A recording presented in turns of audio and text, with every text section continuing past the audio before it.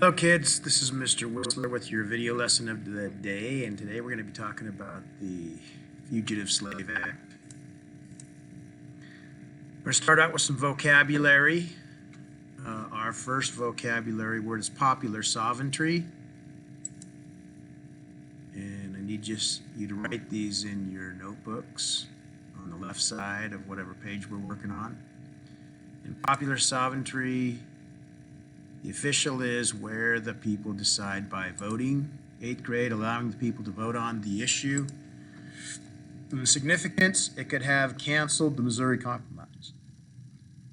The next vocab word is the Fugitive Slave Act.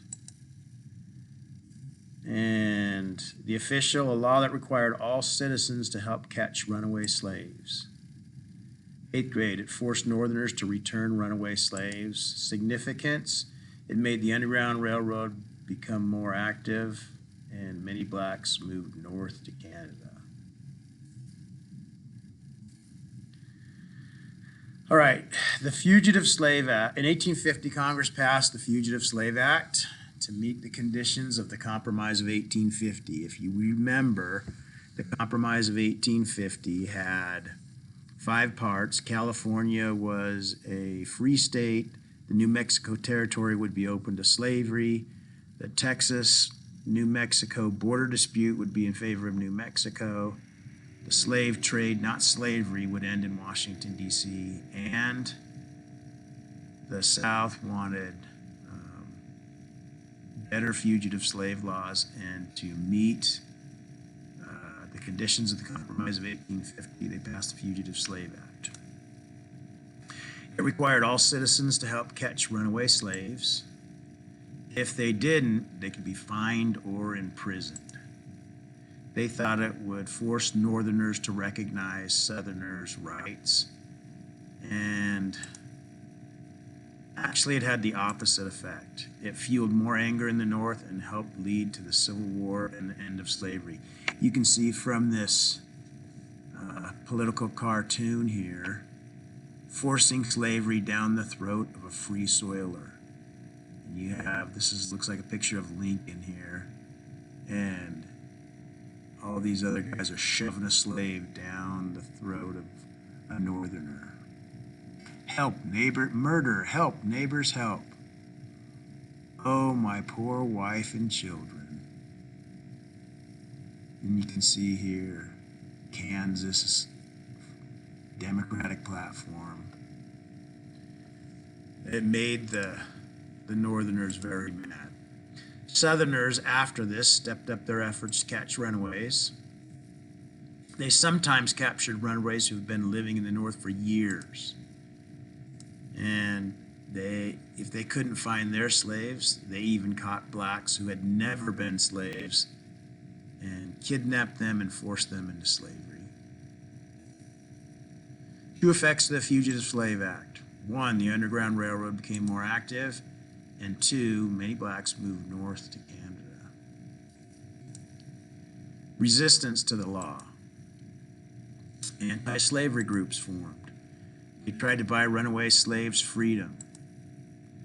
They followed the slave hunters around and tried to warn escaped slaves when they were there.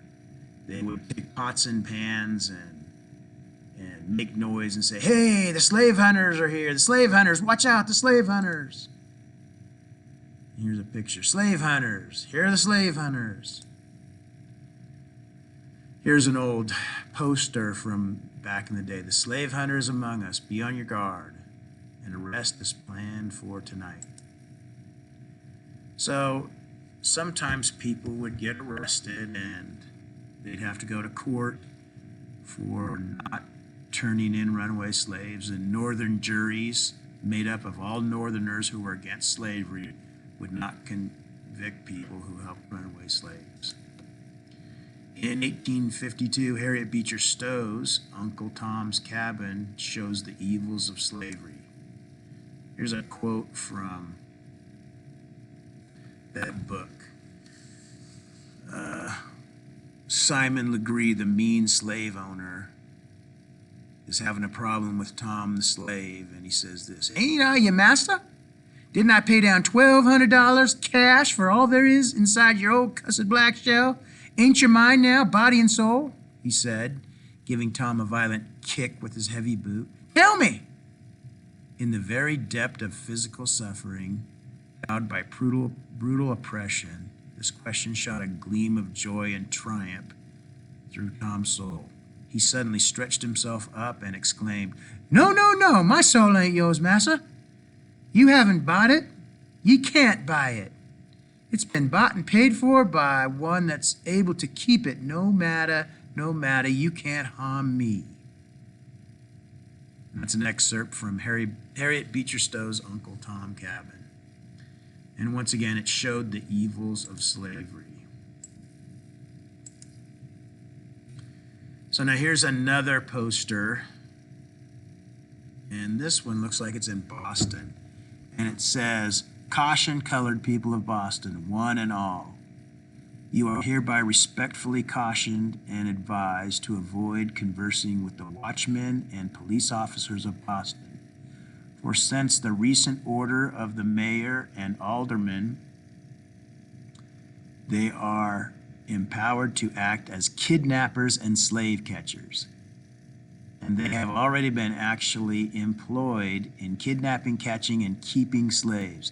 Therefore, if you value your liberty and the welfare of the fugitives among you, shun them in every possible manner, as so many hounds on the track of the most unfortunate of your race. Keep sharp lookout for kidnappers and have top eye open. April 24th, 1851. So, in 1853, Franklin Pierce, a Northern Democrat, became president, and he intended to enforce the Fugitive Slave Act. This made people in the North even more mad because he was from the North. So, as you can see from these political cartoons, here's the slave catchers, and here's the abolitionists. This is William Lloyd Garrison, Harriet Tubman, and looks like Frederick Douglass. And they're trying to fight off the slave catchers, and this has caused a big uproar in the country. So our essential question for today, what was the Fugitive Slave Act and what were the effects it had on the North? So in our Cornell notes here, we're going to start out with our vocabulary: popular sovereignty, allowed the people to vote on the issue, Fugitive Slave Act, a law that required all citizens to help catch runaway slaves, the Southern reaction. It was made to force Northerners to recognize Southerners' rights or their right to own slaves. Southerners stepped up their efforts to catch runaway slaves. They captured runaways who had been living free for many years. They also would kidnap free African Americans who had never been slaves. The Northern reaction had the opposite effect. It fueled more anger in the North and helped lead to the Civil War and the end of slavery. The Underground Railroad became more active. Many blacks moved north to Canada. More anti-slavery groups formed.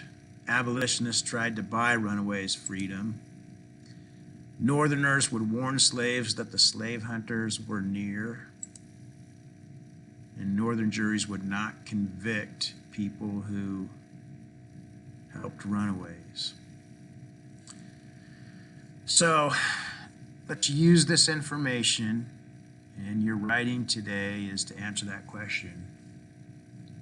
What was the Fugitive Slave Act, and what were the effects it had on the North and the South?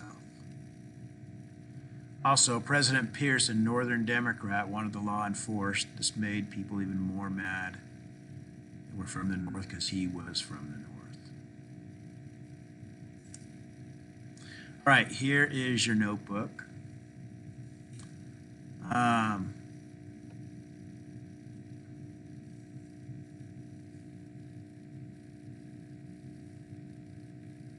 I want you to complete the note taker, complete the evidence questions, which aren't shown here. And then I want you to make this bulleted list. And for the writing, use the bulleted chart and what you learned in class and describe the Fugitive Slave Act and the effect it had on the North and South. And then let's draw a picture that represents this lesson. One thing you could draw is the slave hunters warning the slaves that they're around, or the people warning that the slave hunters are around. And that's it. So get your notebooks done and all your assignments. And this is Mr. Whistler signing off.